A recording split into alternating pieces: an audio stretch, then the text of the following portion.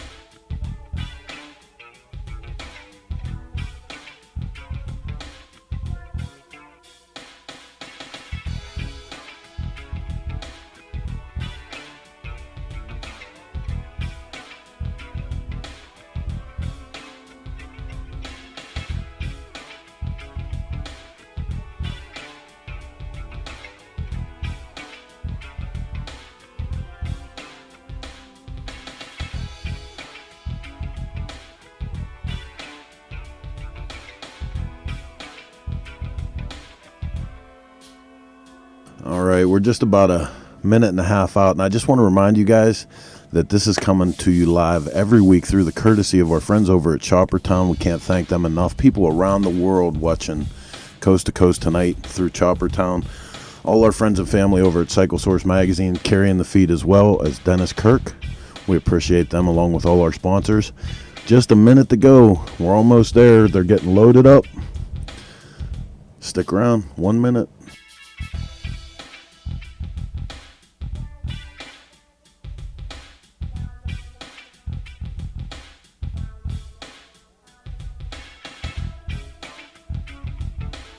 Christina Seas reminds me that Broken Spoke is also carrying the feed.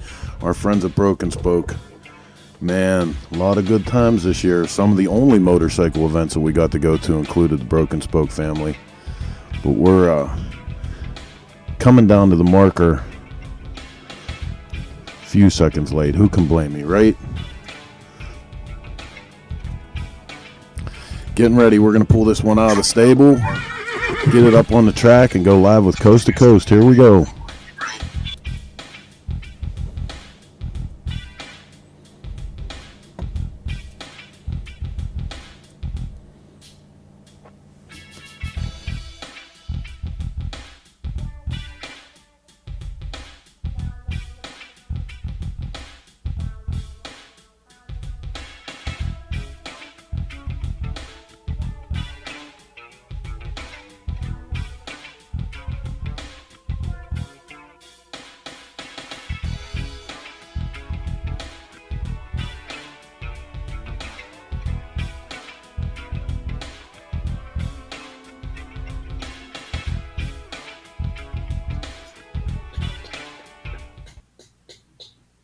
Hey everybody, how's it going out there? It's Tuesday night. Welcome to Coast. I'm your host, Chris Simmons.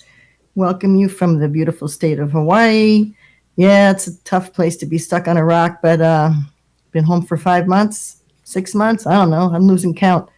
Anyway, everything's good here. I want to bring in Michael Lichter, our co-host for tonight. Come on in, Mike. There you are. Hey there, guys, from the beautiful state of Colorado. And you're not on fire and you don't have a snowstorm. Maybe know. you're still on fire. I don't know. What's going on there? We still have some fires, and we did have a snowstorm this past week. My goodness. The changes in weather around here are nuts. But I know. it's gorgeous again. Back in the 80s and absolutely beautiful. Really? Yeah. After all that freezing 6 inches of snow, taking your plants in and everything. Oh, my God. I moved everything, all the pots I moved. I dug stuff up and put them in pots, and it's all back in the ground. So I'm in good shape. Oh, gosh. Well, I was just watching, I'm going to say hi to my dad. Hi, Dad. I hope you're watching. He's in Florida. He's okay. He's on the other side there. There's a hurricane going up the other way. I want to say, I hope everybody's safe from all that hurricane. And my daughter's in Portland, and they've had some heavy-duty smoke. Yeah, it's really rough. They can't even taking a hit up there.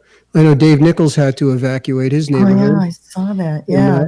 And then on the other side of the country, we have to do a shout out to Bill Dodge. I mean, boy, he's in some rough shape. If any of you don't know this, Bill Dodge was in a terrible motorcycle accident on Saturday. And they've got this fund going, which is really going great. I could see now there's over 29,000 raised. They're really trying to make it so that he can have a recovery where he doesn't have to worry about all the other stuff. So, and that's starting to happen. Well, families coming together for him, which is And just so people know, you just go to GoFundMe and you type in Bill Dodge, it'll come right up. Yeah. Well, thanks for everybody that did that and helped Bill. And I want to do something different tonight. So the Enthusiast, I'm not like plugging Harley too much because I ride Harleys, but the Enthusiast is coming back after how many years of being gone? I don't know, but it's a 100-year-old magazine. I'm so excited. Here's the Ian McGregor and Charlie Borman on the cover. But I have a little trivia question for you guys out there and girls, and maybe somebody knows the answer. And if you do, I'll send you. My husband doesn't know, but I stole some CDs from his stash. We can send it. Woo! Anyway, the horses know about it. Here's the question, okay? Who's the first person to write the first article in the Enthusiast magazine in 1916 when it first came out? Okay, now everybody's going to start Googling, but Google might not even know this one. So if you get it, let us know. Put it, your answer in there. And for people that don't know, they should realize that I think, when did it first publish? 2015 or 1915 or 16? It was 1916. Before it was a Dealer News, I think earlier it came out. So I think they stopped publication. I mean, this just hurt so terribly. I believe it was 2015. I think it was 99 years old. And I'm like, oh my God, can't you just a few more months, hit 100? Right. How many magazines can say they're 100 years old? Well, at least it's great they're coming back, right? I was so sad because I love to read the old Enthusiast magazines. I have a bunch of them, and they're kind of fun to go out and read the stories and look at all the photos and stuff, But I think they merged it with the Hog magazine is what they did. Anyway, so I just wanted to do something fun, something different, So you want to bring on our first guest, our only guest tonight, because she's just so fabulous. We didn't need anyone else. I think she's just so. You can introduce her because I think you've known her longer than I have. Well, not all that long, but about 6 years. And she certainly has a great story. I mean, I met Leticia Cline down, and I think it was in Florida. No, actually, she reminded me it was Sturgis, but we've connected in many places around the country, and I photographed her a number of times. And I thought she's been through so much in 6 years. Her life has really changed, gone through a lot of different things, and she's doing some very exciting stuff now. So I thought she'd make a great guest. So on that note, let's bring her on.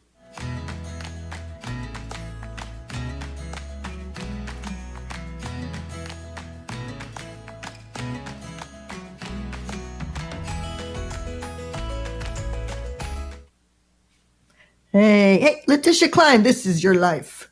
Oh God, are you guys ready? First of all, I want to say I'm so happy to finally meet you. I feel like I know you. I think I've just been seeing your pictures for so many years and kind of following what you've been doing. But thank you so much for coming on tonight with us. Well, no, thank you for having me. It's an honor to be here. I feel like I know you so well too. And I can't believe we haven't ran into each other. We've been in the same circle and been to the same events for so long. One thing I thought was very cool that came out in our pre-show conversation was that, we've known each other about 6 years, which isn't all that long. About where the Iron Lilies name came from. And I think that was such a cool connection with Chris. Do you want to tell us that? Yeah. So when we decided to do the riding group, it was 9 of us ladies, and we all rode, Iron 883s, and we were trying to figure out a name. And I was trying to look for inspiration. I had Chris's book about the American motorcyclist women from the 1900s to the 50s. And I was like, let me just read about these women. And there was 3 Lillians that stood out. And, their story was just so exceptional. And so I was like, well, Iron Lilies, to me, it makes sense. It was a way to pay homage to the women that really paved the way for us in motorcycling before. And I think that that's just an important part of motorcycling. Is people also need to remember the history of it too. That's right. That's awesome. I didn't know that. I'm glad you shared that. That is so cool. Yeah. Yeah, you're a big inspiration for it.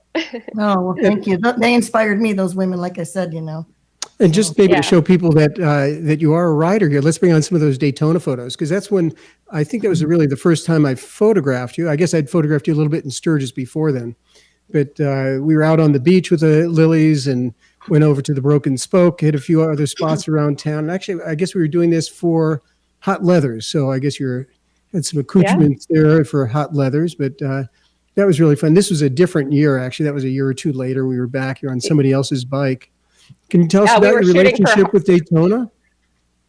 Oh, I've been going to Daytona since I was a little girl. It was a rally that my dad loved going to. And so I went there, and then, I ended up moving to Florida, and I was about an hour away from there. So it was like easy to go to any, Biketoberfest or Bike Week or anything like that. And so I have and then later in life, I raced in Daytona, and that was really cool to be able to do that too. I think we did the first Hooligan racing there indoors. I can't remember the theater, the amphitheater, or like the arena now. But and then I got to ride, flat track bikes on the beach and just kind of relive, do all the things I wanted to do there.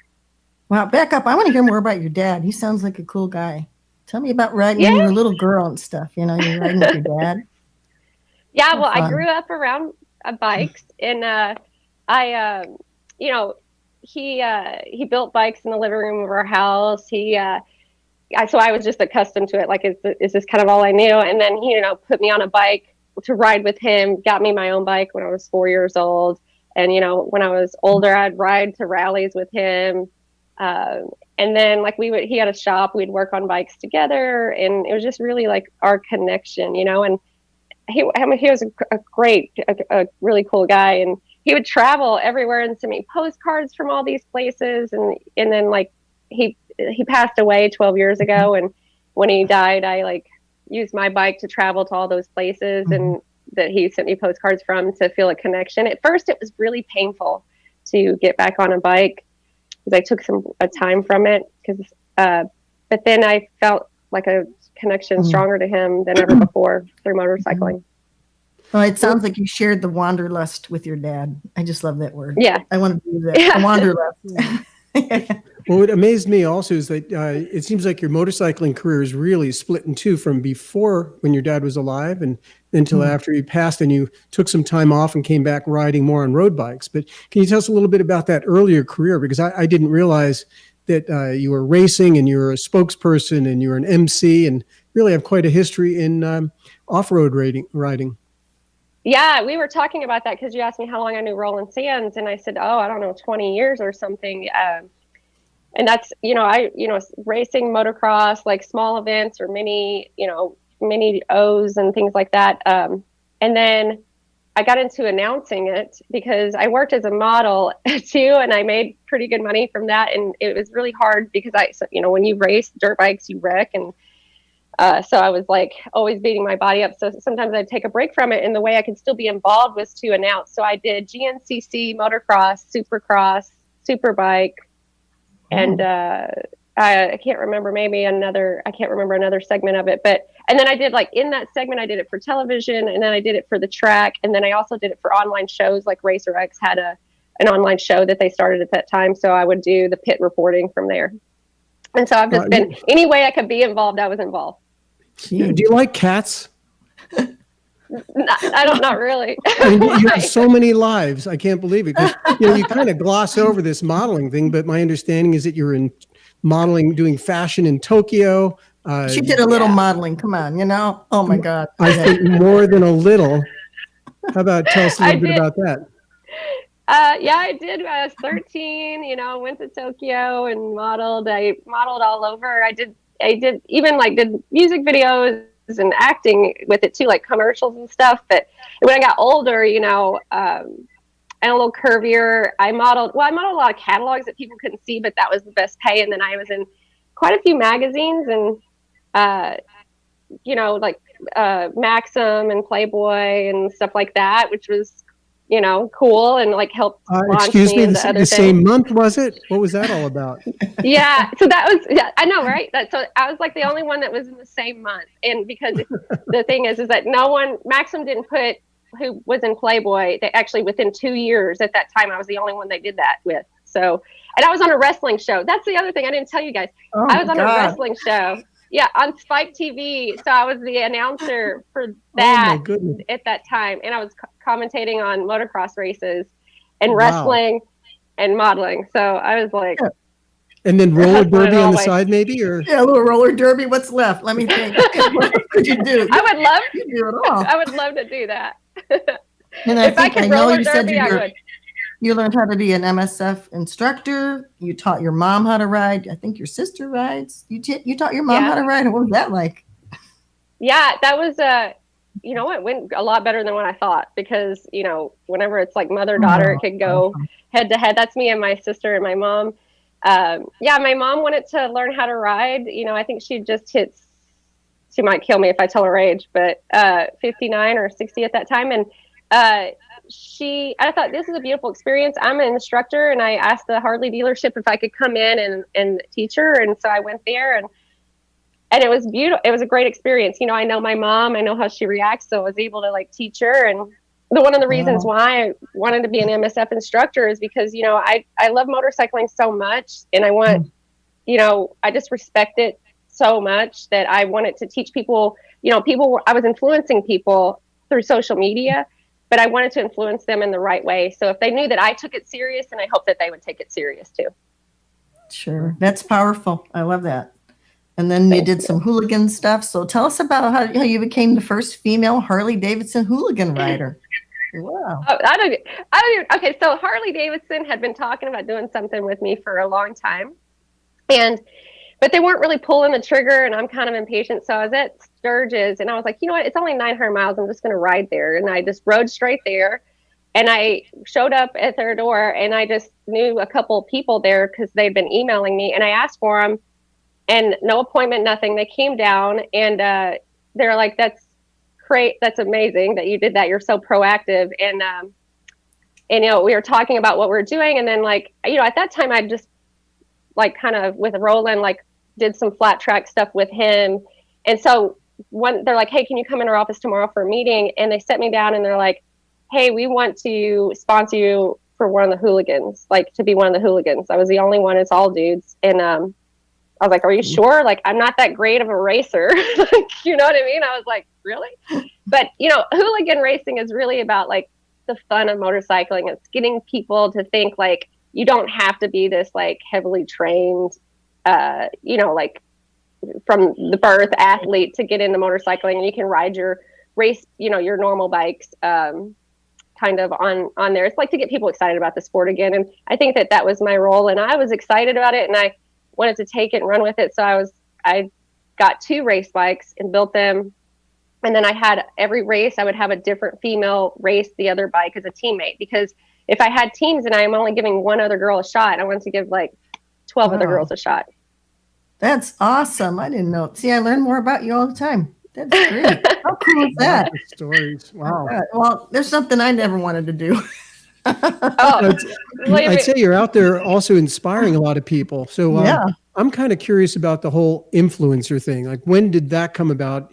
Your social media blew up, and all of a sudden you had a lot of followers. Can you kind of describe that experience of getting into that, how it happened, and where did it go? Where did that lead to? Yeah. Well, way back in the day, I'm going to age myself now, like MySpace days, I learned like the algorithm of it. And that's how I got booked with more modeling gigs, is because I became kind of big on that. So when all these other platforms came out, I just wanted to learn that too. But I didn't, like, I kind of got burnt out from it. And then when I started, posting, I wanted to post my real life, and I hadn't been able to do that forever. So I started posting motorcycles, and it would like not get that much engagement. And then after a while, it just took off. And remember the day that like my motorcycle, just a picture of my bike, got more likes than a picture of me. And I was like, oh, sorry. I made it. I was raised by a trucker, so I have a bad mouth. But like, we can do whatever we want, right? Awesome. I love it. I love it. I was like, I made it. So like, that was when, and then I started realizing the importance of it is like, oh, well, people are asking me questions about what bike I want to get into motorcycling. What bike should I have? And I was like, well, just let me tell my story. I'm just going to use it. And that was so freeing in itself, to just be able to talk and tell real things about me, and then also to like hear other people's stories about them. And so I was like, that's the influencer part of it. And then it took me, from there, I got booked with tourism boards. I got to travel. I got booked for magazines. I got to go on press launches for bikes. I didn't even know that world was, going to happen with all that, but it did. And I'm grateful for it. Somebody just wrote in a question.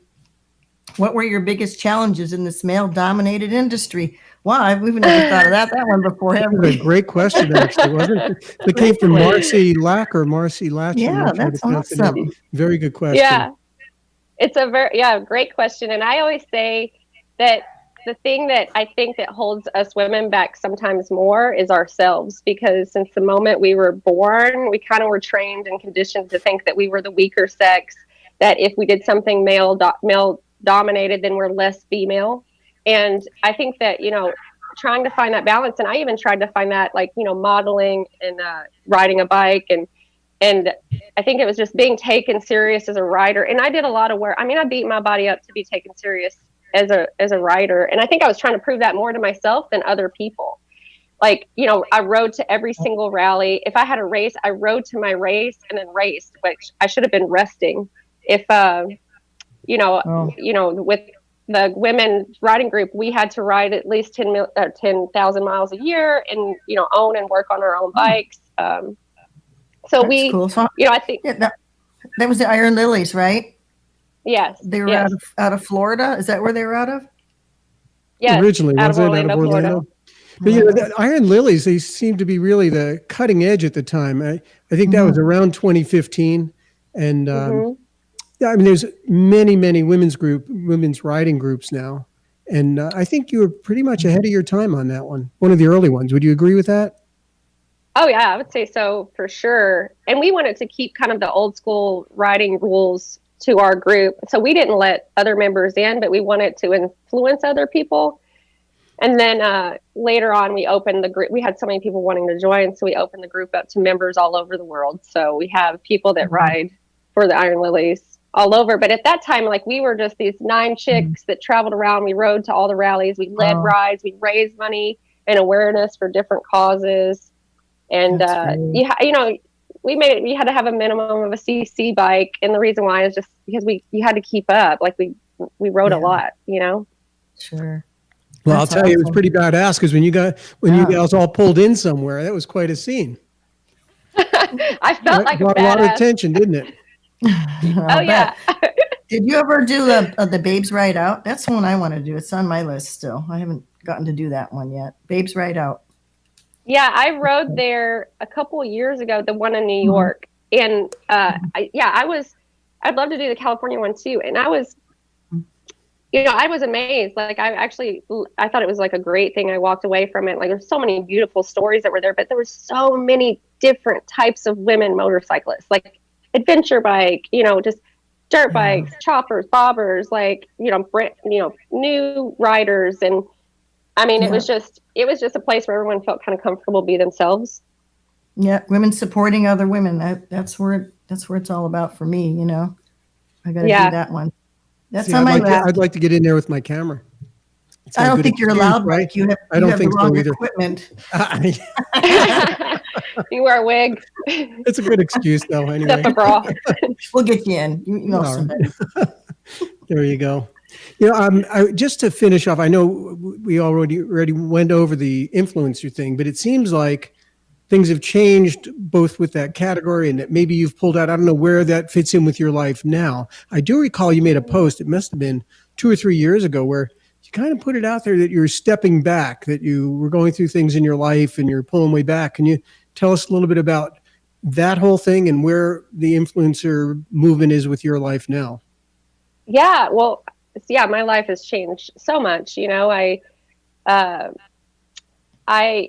gets overwhelming at times to always be accessible to people, you know, and I felt like I was constantly letting people down because I was busy living my life, but I was getting all these messages and I couldn't respond to everybody. And I just felt so bad about that. And then it came to a point, like, am I not living my life because I'm doing so much social media wise? Like, sometimes I just want to ride. I don't want to think about taking a picture of me riding, you know? And so I just I needed to take a mental break. I had went through a few things, you know, I had cancer and beat that. And then, I had a really bad motorcycle accident. I had a buffalo that charged and hit me when I was in South Dakota and took my knee out really bad. And I was in surgery.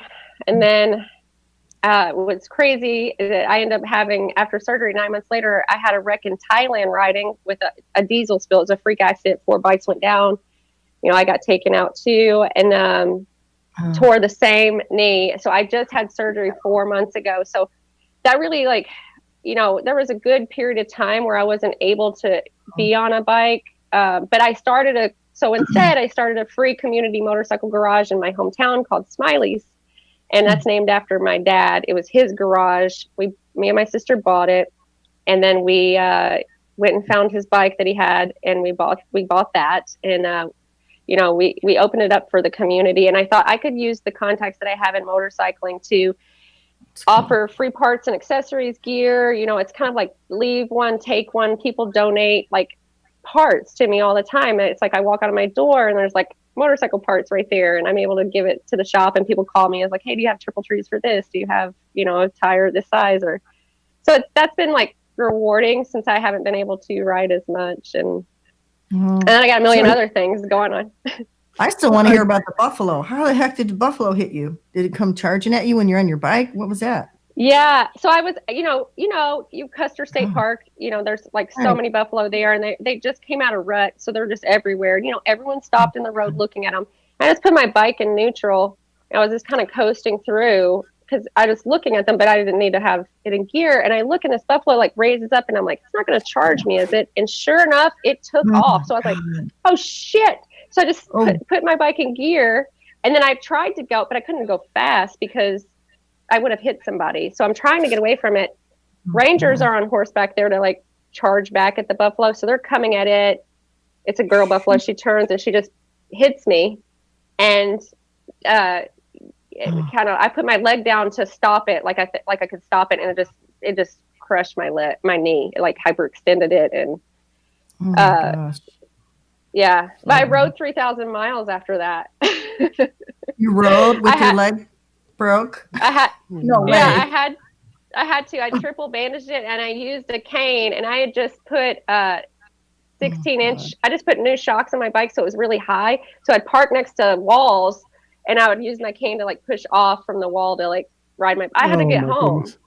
Oh my Yeah. God. You're brave. And then you got a buffalo tattoo after that? Holy crap. Yeah, the day bastard before almost surgery. takes you out. Yeah, of course. I'm the buffalo slayer. That's what I say. Basically, you skinned it, right? Oh my God. Yeah, Wow. yeah. I wish I could have. It definitely was Wow. a traumatic Yeah, right. experience. Get the buffalo, get the horns or something, man. That's an amazing story. So that's the first time you hurt your knee. Then you hurt it again on the bike, right? Is that what you said? Yeah. Then it was the next time it was my ACL and meniscus, and so I had another new ACL on the exact same knee, and I have no meniscus left, which is fine. But before long, I'm gonna be like bionic. Like I've had so many injuries. body Yeah, well, part. then you get to be my age. You're going to start feeling it, girl. Don't worry. You get up in the morning. Oh, Oh, yeah. my God. What's Wow. this today? You know? I just can't believe how much you've done in a short time. You know, this Smiley's Garage, I am a little curious because you say it's a free garage. So somebody had to pay for that building and for the electricity. And what's all that about? I had assumed this is a DIY garage that people are members of. So I guess I had it all wrong. Yeah, no, it's free. It's not that expensive for me to run. We actually became a 501c3 in January. We became official, so now like we can do things with donations if people want to donate and fund back the garage. Like eventually, we want to do classes for people. And we bought the land beside it, and we're going to expand it to make it larger out there. And so, yeah, I mean, it doesn't really cost that much to have it there. I mean, it's electricity. I own the property. It was my father's, and it wasn't land in Kentucky's cheap. Well, so I I know that you live next to a national park and you're in a gateway city, this small town that you're in. But do you expect that riders, it sounds like it's absolutely gorgeous to go riding down there. So do you expect riders to be coming through and they'll know that you have this garage, they could stop and tune up or change their oil? Or is that what you're catering to, people coming through town? Yeah, well, in my local community, no one really gave back to my little small town. So I wanted to take care of the people here. And then people don't realize that there's a lot of motorcyclists that come through our area because I am 2 miles from a national park. So, and it's some of the most beautiful riding. So we have a lot of motorcyclists that come through. We have 1 million people that visit that park every year. So there are a lot of people that come to the area. And so it's catering to everyone. I mean, we built this huge deck on the side. It's like a 40 by 40 foot deck. And so people see that's riding a bike. They always turn around, they stop thinking that, what is this place? And then, they're hanging out and taking a break and a rest on the patio, talking shop in the garage. And, I just love that you came back to your roots where you were born and raised, and you went off to sell the world and traveled and did rides and, your model stuff and everything. And you came back to where you were born and you're doing all this stuff in this little town. It's so cool. You know what? Why don't we come back to that, because there's so much to talk about with what. We'll take a break. What's happened these last 2 years? Why don't we take that break and thank our sponsors for a couple minutes? Is that all right? Yeah, let's take a break. We'll see you guys in a few minutes. Hang on, Leticia. We'll be right back. Thanks, Leticia. I joined the military straight out of high school because I felt like I really needed some direction in my life. And what I got out of it was a sense of purpose and, more importantly, to be part of a brotherhood. I started riding when I was 21 on sport bikes like most of us do when we're 21 years old. Quickly, I transitioned into love of a cruiser. My perfect ride would be with all my buddies with me, riding on the coast of the ocean. There's something amazing about having all your friends with you in the perfect scenery all at the same time. My bike is a 2015 Harley-Davidson Dyna Fat Bob. My favorite upgrades to it so far are my custom fairing and my 16-inch ape hanger handlebars. My name is Brandon LaBelle, and I'm a Dennis Kirk rider.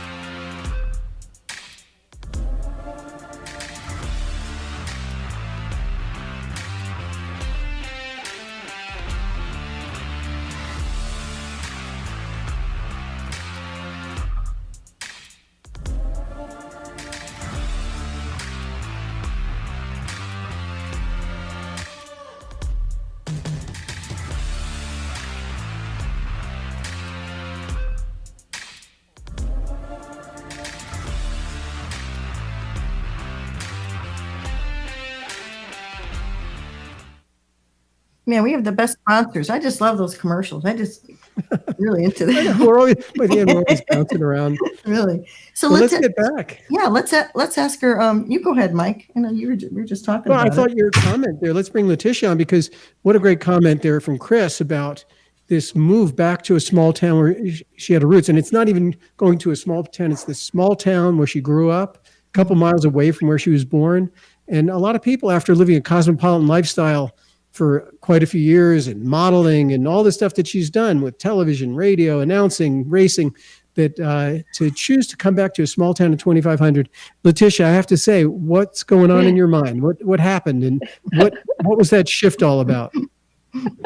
I don't know. It must have been crazy. I went from like caviar on yachts to bologna sandwiches. But I don't even know what caviar was back in the day either. But like I don't know. When I was little. Here's the deal. When I was little, I went to this festival. I always loved my hometown. I saw the potential in it, and it'd be a whole new show if we talked about the potential. There's so much, but I told my mom, I looked at her, I said, one day I'm going to grow up and I'm going to be rich and I'm going to buy this town. And I came back, I'm not rich, but I'm smart. And I started figuring out a way to like change the dynamics of the town and start purchasing buildings or curating, like having certain people purchase buildings so that we can add more diversity in business, give our youth something to do, and bring more economy to the area. And that's what I've been working on for the past, 2 years, but really heavily this last year. Even getting into politics, I'm running for city council right now. That's awesome. So oh my cool. God. I'm voting for you. Oh my God. That's amazing. You're like Thank you. Superwoman. Let me tell you. That is so cool. Well, I'm so impressed with you. I mean, just the whole thing about, when you said place for kids to go and things for people to do in a small town, that's so important. I mean, we lived in a small town of about 6,000 people in Northern California before we moved to Hawaii. I know how it can be for young people in a small town when there's nothing to do. Even though it's beautiful, you have that cave there, you have the longest cave in the state park and everything, but giving them a place and something to do, that is so cool. And I know you have a son too, right? I do. He's 18 now, and I got him his first dirt bike when he was 4. Just like my dad, I like tradition, and so he's been riding with me ever since. And he traveled with me when I did all the announcing. He went with me to every race. He was like my sidekick, and so he grew up in the industry and around it too. And in fact, he's probably pretty good friends with most of the people in the industry. Better friends with them than I am. Oh my God, that's awesome. So do you have a favorite place you've ridden? When you all your rides? I was wondering about that because you've seen so many cool places. I don't know. That's so hard for me because I admire every place for what it is. And I know that sounds bad, but not bad to say I can't narrow it down. But if I had to come to the top, Thailand would be one of the most amazing places because it's something you're just not used to riding over here. Those mountains are mountains. And the one road I was on, Mae Hong Son, is 1,800 turns, and you're on a cliff. So that's technically challenging, but beautifully stimulating.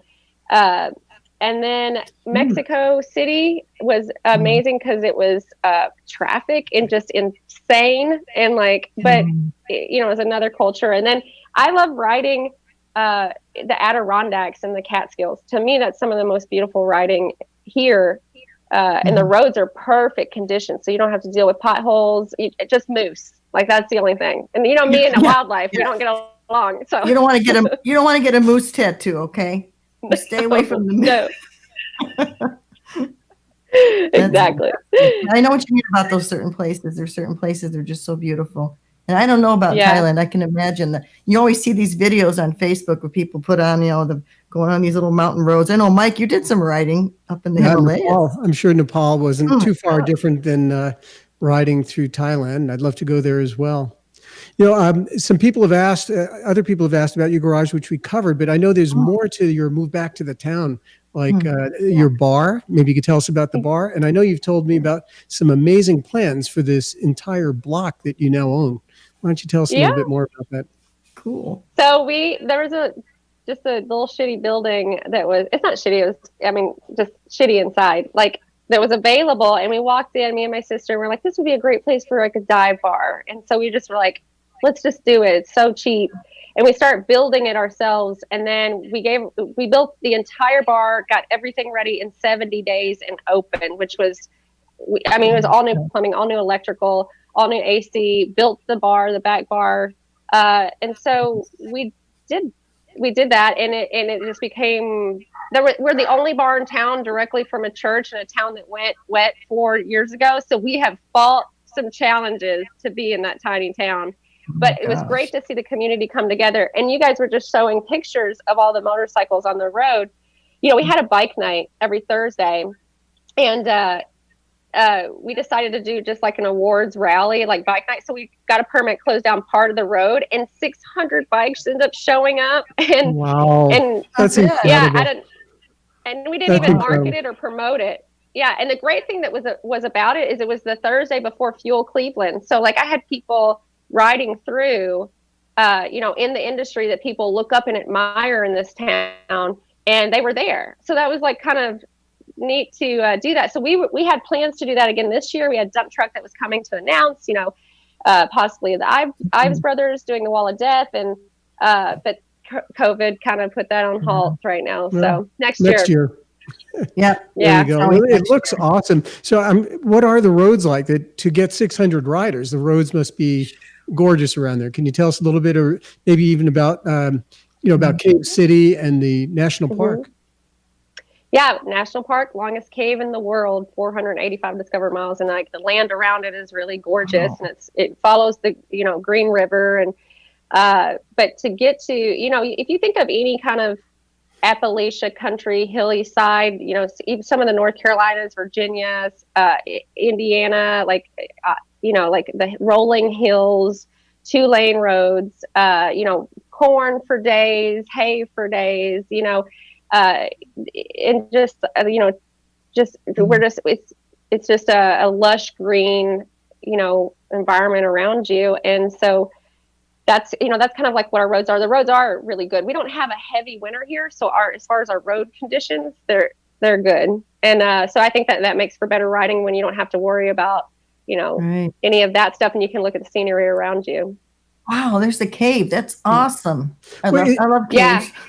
Is the park really just the cave and very small surrounding area, or is there? I don't know. I think of parks like Rocky Mountain National Park that's near us, where you ride many miles through a park. Is this a smaller park? I can't remember I should know like how big that park is. It's very, but they own so much property. It goes through like 3 counties. I think the park does itself. So there's lots of roads. There's lots of roads, and there's all kinds of little side roads.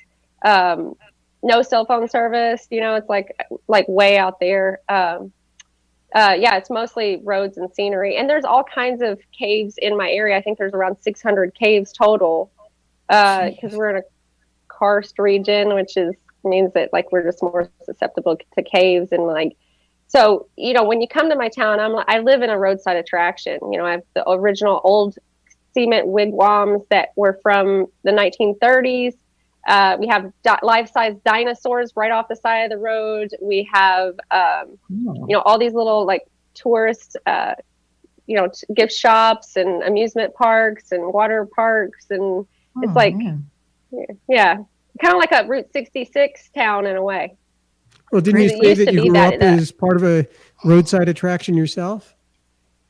Yeah, my mom and dad had a rocking gift shop, and my dad brought back these 2 or 3 20-foot Tin Man and put them out in front of our shop, and eventually collected other things like a 1920s fire truck, an old gas pump, and all this stuff. And so people would stop and take pictures, and we lived there like too. So like I was always around tourists. So like really the world came to me there. And that's how I learned. One of the reasons my love of travel and experience came to be is because I got to talk to people from everywhere from our little shop. So you're sounding very country bumpkin. Yeah, I'd say. I am. Wait till you get me drunk or mad. Well, I love what you're doing down there. It sounds so cool. So tell us what you're running for city council. Is that what you said? Yeah, I'm running for city council. I also bought an entire block of buildings. So like the 2 buildings beside the bar came available, and we needed a restaurant, we need a coffee shop, we need a retail space. So we're, once we're done with that block, it'll be 7 businesses and employ up to 40 people, which is a huge impact in a small town. I mean, sometimes more than factories, I feel like small businesses don't get in the tiny towns the recognition that factories get, because that's like the only means, like that's usually the only work in a small town is a factory job. But we're trying to just diversify that and let people learn a trade and then do that wherever they want. Well, you're truly giving back to your community. That's awesome. Well, then also, I know you have the bit on your website about tourism and the kind of tourism that you love and the kind of traveling you like to do. But now you're also talking about a bed and breakfast. So is that kind of part of that big plan as well? Oh. Yeah, well, it's not like a bed and breakfast. It'd be more like an Airbnb, because you're not going to make breakfast. Yeah, it's your own breakfast. Go to the coffee shop.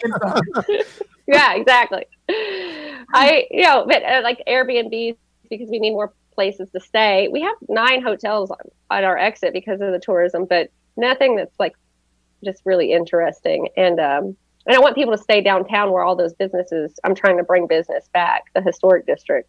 So just whatever I can get I'm running for city council. Oh, that's awesome. So what's your platform?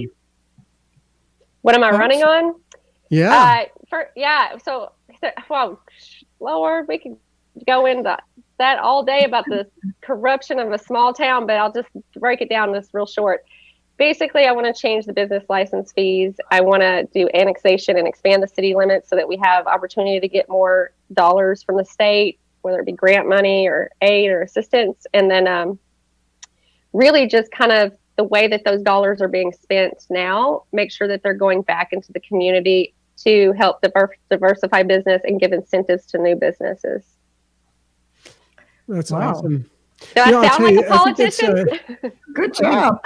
Motorcycling, people that are interested in motorcycling, I think bring a lot back to their communities. I think of businesses like Lead Sled, Pat Patterson, Dayton, Ohio, and a lot of these small shops, or what you're doing yourself with your bar, things like that. This is the stuff that really makes America great, to have that self-reliance and where it's back in the community, and you're employing locals, and the locals are spending their money there. It's really a great model. And how's it going? How's it going during the COVID? I mean, a lot of the state parks are really packed. My daughter was telling me in the Portland area, there are a lot of people going camping because they can't really do a lot of other social things. So how's it going where you are there? It's been good. It's, people are starting to explore their backyards because you can't fly. So you're like just going in this like 100-mile radius. So our tourism has been up since we've been able to be open at somewhat capacity. But, one of the things that I was talking about with, I want to save small towns. I do feel like, small town America is the heartbeat of America, and the roads are the like arteries that pump life into the land. And if they die, America dies. And so, but think about those roads. We take our bikes on 2-lane roads, and that is small town. We go through these. So if I don't save them, or if we don't all save them, then where are we riding to? The big city? Like, nobody wants to do that, So I think, so to me, even though I'm doing something that's different, I'm still very much connected with motorcycling, just in a more real reach out and touch kind of way, That's great. I love that. Yeah. It is the small towns. It's like the Cannonball. We go to all these little small towns, and people are so happy to see you. You just come, they want to ask questions. They want to look at your bikes. Same kind of thing. Especially with Leticia's reputation. I imagine that, by keeping your name out there, which you've done the last 6-7 years, that I imagine you're going to get a lot of traffic just from the attention that you've garnered in the motorcycle industry. People coming by. That's been actually surprising. I didn't realize that people would stop through my town, but we're kind of centrally located. So if you're from the East Coast and you want to go or north and you want to go south, you go through my town. If you want to go from east to west, you're going to go close to my town. And so, or back and forth, that's what's really worked. And so I have been able to bring a lot of people into that area. And Chris, you talking about the Cannonball. I mean, think about what you guys do for those small towns when you ride through them, like not just like putting them on the map with this, but also with dollars. You guys spend money there. Oh, yeah. And that really helps and feeds that community. For sure. Yeah. What's the closest big city that you're near down there? You're in Kentucky. I am directly in between Louisville and Nashville. So I am an hour and 20 minutes from both. And then Bowling Green is about nothing. Bowling Green is like 30 minutes, and they make the Corvettes there, and it's a big town. And people, some people know that just from the Corvette plant and museum. Sure. Wow, you can get anywhere in the world. Speaking of which, there's actually a listener, Richard Hagan, that's hailing from Australia who's listening in. But we do have people from all over that are not only saying hello, but congratulations on being a cancer survivor from Ryan Pelletier. And somebody else, Sharon Hamilton, wishes you the same congratulations and prayers for continued safe riding. Some really nice comments you may want to look back on when you review the show here. One person did ask... if Walter Caro asked if you ever road raced. No, I never did, but I will say, so I wanted to learn every type of racing, and I took every class. I actually now officially have done every type of riding. So I did Jason Pridmore at Chuckwalla in California. I took his school for a week and went out there and rode. And what kind of riding is that? I'm sorry. Road racing. So sports bikes. Yeah. And I just learned, what I did is I wanted to learn from that, the apex of a turn for me and my cruiser. I'm not a road racer. It's RPMs are totally different. It's just it's a different riding position, but I loved, that made me a better road rider by far. It was one of the most amazing experiences to be able to do. And then also it was great to do adventure riding. So I just did that last year, and those bikes are intimidating. They're big, they're tall, and you're riding in, like, you have to constantly think there's a limb, there's a ditch, there's a pothole, there's a tree, and after I did that, I mean, I was so exhausted, but it made me more of a technical rider too. So to always be on control and learn how to control. Would you recommend one over the other, the BMW adventure riding or the road racing? I think if you're going to ride on the road, I would recommend road racing. Number one accidents on motorcycles, and I learned this from Motorcycle Safety Foundation, is in a curve. So, learning how to counter steer and hitting a turn the proper way, throttling and all that, I think that's so valuable to save your life. I mean, I think people don't, we tend to think, some people, motorcycling became so popular that it almost became an accessory, which is a great thing because sales went up, but accidents did too. And so it's your life. It's something serious to think about. And if you really want to enjoy it, you can only enjoy it if you're good at it. Like, because then you can relax on the bike. You can enjoy your scenery because you know that you have the skill set to be able to, kind of control it if something were to happen. That's why I always tell people, I had been riding for over 20 years when I took the advanced class through the Motorcycle Safety Foundation. I recommend that for everybody because I knew I was okay riding. I've been riding for so long, but I didn't know what counter steering meant. Even though I was doing it anyway, I didn't know there was a word for it. I mean, I took this class, I think, in 1987 or 88. So go take that class, get the experienced rider class. It's really, you learn a lot. Yeah, well, I took mine so many years ago, and after years of riding, you pick up bad habits and you don't realize, and sometimes going back to the basics and just doing it again. I think that I think everyone should do it because I had to go through the training process, which was a long process to be able to teach it. So I had to humble myself down and tell myself hey, just act like you're a brand new rider, learn it all again. Well, Jason Sims has suggested here in a comment that if you really want to learn all types of racing, you better get on the Cannonball or the Motorcycle Chase. I knew that was coming. Either of those things. Any experience with older bikes or any desire to do anything like that? Actually, I would love to do that. Absolutely. I raced Sturgis. I raced an old Harley, hand shifter bike for Roland. That was so incredibly hard for me. because it just well, for one, I'm wearing a boot, and that, I was trying to make it to where the clutch, my boot wouldn't slip off. The foot clutch, you mean, right? Yeah, the foot clutch. Yeah, and so like it was definitely that was not the way I should have been introduced to older bikes, because I was literally just thrown in a race. Yeah, I don't think that'd be the place I would learn. First time I ever was on a foot clutch, somebody put me on a bike and they said, "Go on, take a lap around the track." It was the Daytona Speedway. And I'm like, "Oh, what?" They go, yeah, go for it. It's you got to get out there. So I get out there and I get halfway around the track, and I did okay. And it died halfway around the track. You had to push it or try to start it? He forgot to put gas in it. I ran out of gas. The guy puts me on a foot clutch I'd never been on before. Take a lap around the track, and that could have been Matt Olson. I don't even remember anymore. I think it was a nightmare. And sweat and bullets. Thinking, "Oh my God, what am I doing out here?" No, but you should do the cannonball. I think it's a great idea, Jason. You know what? Maybe she could be like Jody Perowitz. Get a sponsor out there to say, "Hey, I have a spare bike. Ride my bike." What about that? No trouble getting a bike. I know we can help her get a bike. You just say the word, get your bike. We'll get you in there. Well, Matt from Wheels Through Time had talked about, the Sons of Speed. And I talked with Billy, about possibly doing that. But I want to take time with a bike before I just go out there again. So yeah, I would love to. The cannonball would be a good way to build up to that. Yeah, because the Sons of Speed is like no brakes, no clutch, one speed, just go as fast as you can go. Yeah. After experience, you'll be okay there, Get 20 days in on that foot clutch day after day, and then get out on the track, right? Yeah. Let's get you on the bike. That'd be fun. I think that's about the only thing we haven't done.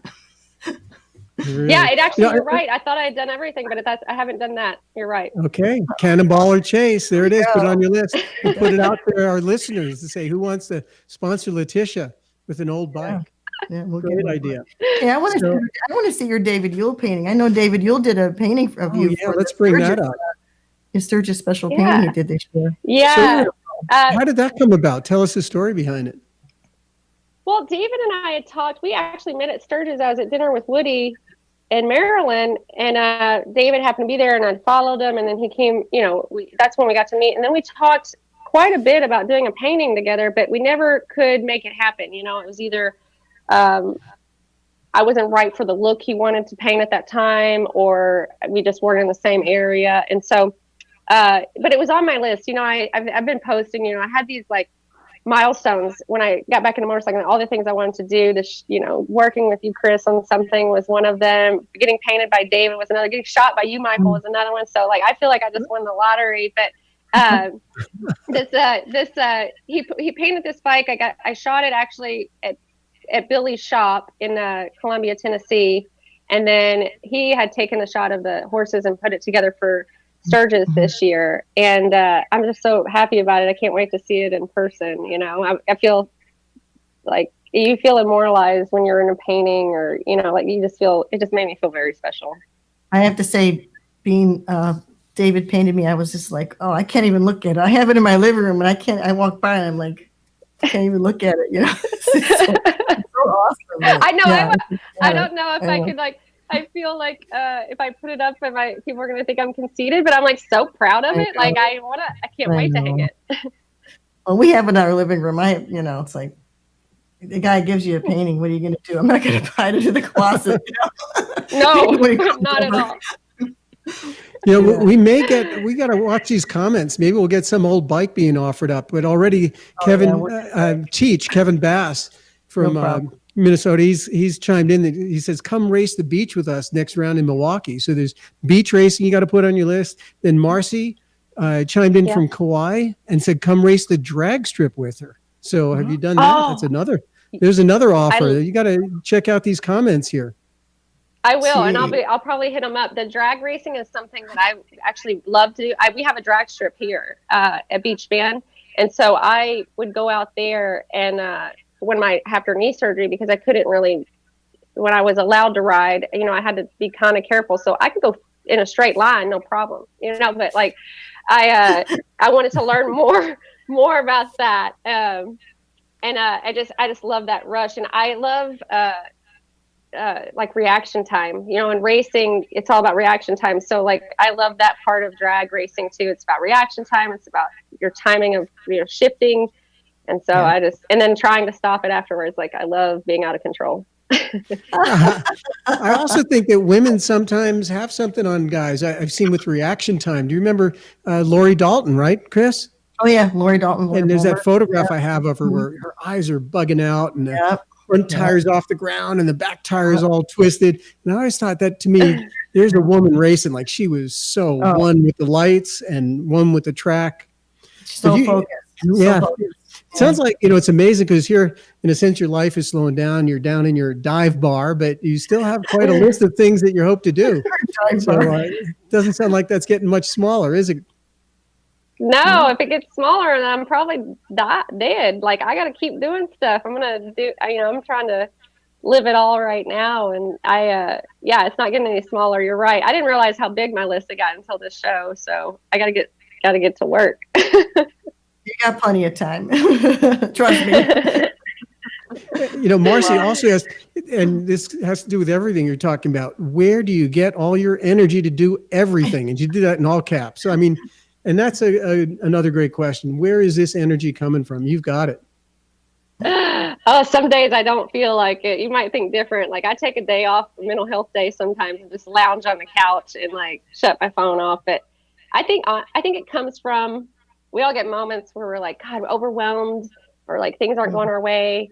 But I think then it never fails. If you're doing something good, then someone is going to come to you and say, hey, thank you so much for taking, you know, giving me a job at your place, or thank you so much for like helping me with my motorcycle. And then, you know what, that gives me, it's like an adrenaline rush. It gives me a burst of energy. It's like, I'm doing this for a reason. It reminds me like why I'm doing this, why I'm working so hard. And it means that like losing some sleep, you know, I don't even think about losing sleep as a bad thing anymore, because I'm able to help somebody, you know, and it's rewarding. And that's not why we do things, but it does feel nice to know that you are helping someone, you know, too. And that motivates me to keep doing more. I don't know. Awesome. And coffee, I have coffee right now. So is there no cutoff time? My goodness, it's after 10 PM. You're still drinking coffee? Uh-oh. Yeah, I got stuff to do. I'm in Galena, Illinois. The workers got to whiff of that caffeine. Where are you at now? You're in Galena? Yeah, I'm here exploring another small town. You know, Galena is beautiful. The whole entire town is historically registered, and Ulysses S. Grant's house is here. I think 7 Confederate soldiers came from here, or not soldiers, but generals. And, you know, just, it's such a beautiful place. And most people, if you're a motorcyclist, you know the area here too, because all the roads are beautiful to ride on. I grew up in Illinois, as you know, so that was our ride. Let's go to Galena for the weekend. Just buzz off, you know, and take a ride to Galena. Just gorgeous part of Illinois. Yeah, it's really cool. Wow. Well, maybe I'll meet you there someday. We'll come and hang out in Galena. So, I guess I'd love it. A question that I have is where, I mean, I am astounded with what you have seen in 6 years, 5-6 years, and how one person's life, I mean, in addition to your medical travails that you've been through, and it wasn't even mentioned, but there was a marriage in there for a couple of years. Also in these last 5 years, I mean, you have really been through a lot. So life moves so fast, and it looks like now it's slowing down for a bit, even though you have a lot of things on your list. Where do you see Leticia Cline in 10 years or 15 or 20 years? I mean, is there a vision in your mind? Do you have anything, or is it truly one day at a time and you really see where it leads you? I mean, I try to live a little bit of like Buddhist mentality of being in the moment, but I do have like things that I want, which, you know, I would love to have a book, you know, in there that I wrote. It doesn't even have to be popular. I just want, I have a story inside me I want to get out. I've been working on it for a while. And then I want to, you know, I would love to kind of I would just travel. I want to get back to traveling a lot more. And, you know, I'm going to do this, you know, help my town, kind of boost it, kind of let people take it from there, and then go do that in another town, you know, and and then really it's just kind of, it is kind of one day at a time, because I have all those races and different things. I mean, I didn't even mention Bonneville. That's another thing I want to do. So I have a list of things that I just want to accomplish. And then I just, if you really want it, you figure out how to do it. So I write a list like I did in motorcycling. When I got back, I wrote a list of all the things I wanted to accomplish, and I did. So now I've got more that I've been adding to, and I'm just gonna try to go for it. And when you were talking earlier about all the things I came through, went through. I mean, at the same time I was battling cancer, this is such a crazy story, but it's probably the worst thing that happened. Was I had an abscess tooth that got into my bloodstream and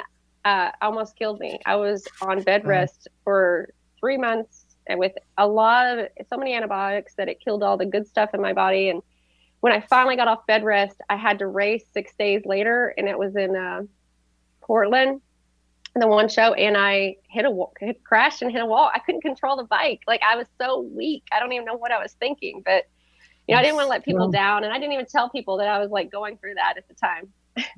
Wow, it sounded metaphorical that 6 days later you hit a wall, but you really hit a wall. Jeez. Yeah. Wow. Oh, I did. I hit a wall and a post, and I was knocked unconscious. Wow. Yeah, but An offer came in. There is an offer on the table. I figured Jay Allen was going to come up with something. She said, Mike Ball, you can ride one of my bikes on the chase. Wow. Offers on the table. There you go. Really? You'd like I see it right here. I'm looking at it. And there's a link by his name. You may want to check this out after. Yeah. I'll hit you up, definitely. The chase is really fun. Both Chris and I have done it. It is a lot of fun. Yeah. Yeah. And awesome. You could do it because you got to do your own bike, carry your own stuff. It's not like the Cannonball with a big support team. That's right. Just get yourself a bread basket and throw all your shit in there. Sounds good. I like to carry very little with me. That's the other thing is when I was supposed to be gone for like 2 weeks and 1,500 miles or something. I ended up doing like 30,000 miles in like 3 months on my bike. I just like kept riding, and that taught me how to live, like only carry what you need, and I do that with everything in my life now, like minimal lifestyle. If I can't carry it, I don't need it. That's awesome. Well, you just throw it away and buy some new socks in the next town. Yeah. Right, Mike? the Buddha in you, right? Yeah. Awesome. Yeah. Well, yeah, it's There just you a very, you get more out of life, like not just financially, but like with everything else. Oh. Is there a place called Elizabethtown near you? Yeah. Because Drew Woodford said he visits his 92-year-old grandma there, and he wants to bring her to Cave City, I guess, to meet you. Because I would love that. She had a Harley back in the 50s and rode in the Wall of Death. Chris, are you hearing that? Oh, yeah. I'm going to have to talk to him. That's really something. That's really cool. Wow. Really great participation with the comments tonight. I really appreciate it. Hey, and you know what? That's a great connection all around, because if Leticia really wants to ride at Bonneville, they run a program called the Buell Brothers and Buell Sisters, where they have an experience bike that they'll bring you out and get you all set up to run Bonneville on them. Yeah, you did that, right, Chris? Yep. Yeah. That's awesome. That sounds great. Our Cool. friend Jay Allen. I mean, there's so many people that would help you. You just have to ask. Yeah. When you have time with your busy city councilwoman lady. No, I'd love to. Thank you. I'd love to ask. My daddy always taught me, you never ask to ride somebody's bike or whatever. So I am. This is amazing. This show is like making my night. All the opportunity that's out there. It's I'm going to be. All we got to do is put it in the universe, right? Right. Motorcycle people are very giving, totally giving people. Anyway, I want to thank you. It's going to be that time to saddle up and say goodnight. But I want to thank you again for coming on. Just made our week here. It was just so amazing to get to know you a little bit better. And I'm excited about hanging out with you. Go check out your bar and do some ride together maybe sometime. Let's do it. Me too. Yeah, I can't wait to come visit. I really want to come down to that little town, see the dive bar, which we do have one question we didn't ask. Both Chris and I somehow, great minds think alike, we saw that photograph of the front of the bar, and there's a person diving. You can't see it. It's right above the sign, but there's a person diving above it. And I wanted to ask because I saw it in my memory, it's identical, about one block west of the beach, of the boardwalk, a half block north of Main Street in Daytona. There's a little swim shop, and it's actually not a painting. It's sculptural in front, but it looks just like that. And Chris, you thought of the same thing, right? Yeah, it's like a 3-dimensional. It's the outside of the shot of the bar, Chris, where it's got the lady diver. You know, Leticia, you know what I'm talking about. Yeah, and, yeah. There's a place in Daytona that has the same. It's more of a 3D kind of vintagey looking. Maybe you got the idea. 40s or 50s, the bathing suit. I have her tattooed on my arm if you want to see it. Oh my God, it's fantastic. Oh yeah, so that's a story about that. So when I first saw that in Daytona, I was like, oh my God, I'm looking at that. And I mentioned it. I took a picture of it and I was showing my mom some of my pictures. You know, my mom was a model in the 50s, in the 40s, 50s, 60s and stuff like that. Wow. And she said, that's fine. That's Jansen bathing suit company. And I used to model for them. I'm like, really? So they got the logo from that Jansen bathing suit company. And it's such a cool, it just reminded me of that. And Mike said, yeah, I remember that. We were talking about the logo. It's amazing. We both saw it. How did you pick that? What came first, the tattoo or the logo on the bar? Well, we're very simple. Me and my sister, we're like, what are we going to call it? I mean, it's just the dive. Like we call the garage. We're like very like straightforward people. And then when we said the dive, we were like, maybe I was like, so what? It's a dive bar. But then I was, I love history. So I was like, let me go old school with it. And like, I love old, diving lady tattoos. And so it really came from a tattoo that we had saw. And then we just, kind of took it and ran with it. So we have like neon diving ladies in the bar. We have like a diving thing that holds our fire extinguisher. We just kind of like, we have an old diving mask. We just kind of. We're going to come down. We're going to come down there. My daughter just posted a message. She said, I miss bars. I'm like, yeah, let's go. Okay, we're going to go visit, right, Chris? Yeah, definitely come and visit.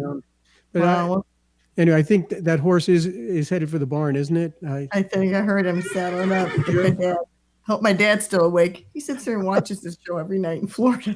He's almost 90. Go to bed, Dad. Anyway, thanks again so much. It was really great, and let's do this again sometime. I'm going to check in with you and see what else you got going on sometime. Okay? Yeah, great catching up. Thanks so much, Leticia. Thank you guys so much. Okay, have a great night. And Mike, I'll see you next week, and we'll talk. Good night, everybody. Good night, Leticia. Thanks for listening, everybody, and tuning in. Thank you. See you guys. Bye.